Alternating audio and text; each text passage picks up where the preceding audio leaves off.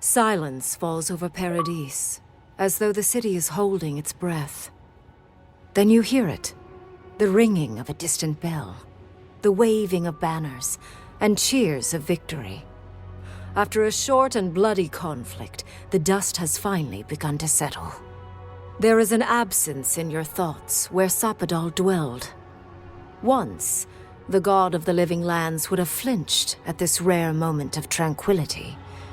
Instead, they are one with the silence. The Paradise militia rallies to you, the outsider who defended them in their hour of need.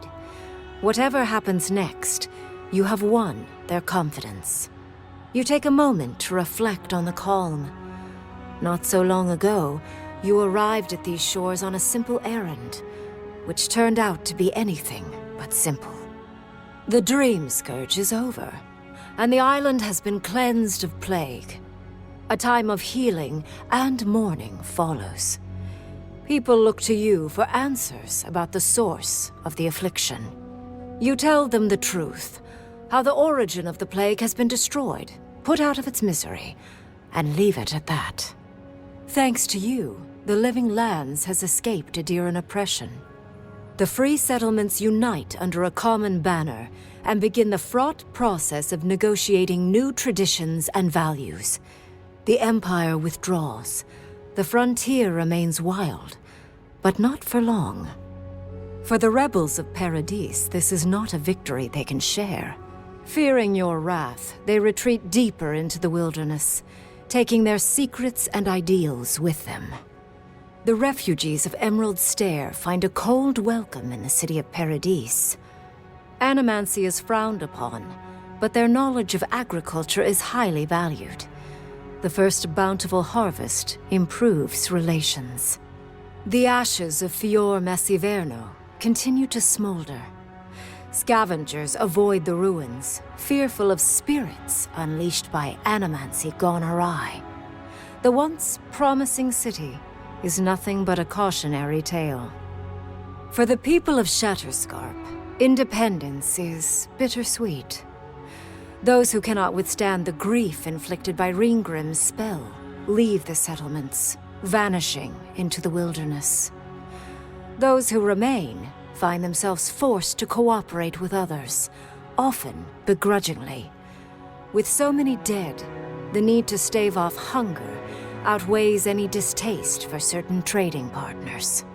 Solace Keep clings to its long-held isolation at first.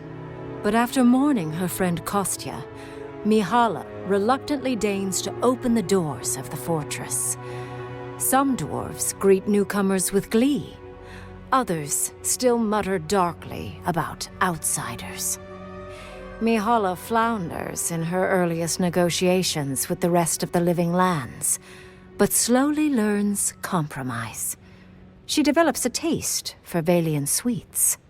When Kai returns to Thirdborn, he's no longer running. He finds a town that's been diminished by struggle, conflict, and tragedy. He finds home. He helps repair Thirdborn's walls and train its defenders, carrying on Tama's legacy. And while his labors do not restore all that was lost, they build something new. With many of his anxieties and lifelong fears addressed, Marius now feels very differently than he did when he first met the envoy. Still far more comfortable in the wilds than among people, he nonetheless finds that his worries about the unknown were merely self-protection against the traumas of his childhood. Armed with this knowledge, he finds himself more capable of living in civilization, and far less fearful of his home in Galawain's tusks.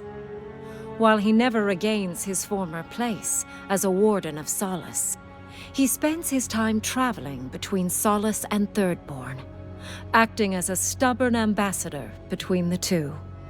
Giada continues to improve as an animancer. She dedicates her work to the spiritual health of the living lands, nurturing instead of exploiting. Others follow her example, seeking her tutelage from lands far and wide. In the years to come, rumors spread of a secret society gathering in the wilderness, where animancers work in harmony with nature. The dream of Fior Mes Iverno lives on in her.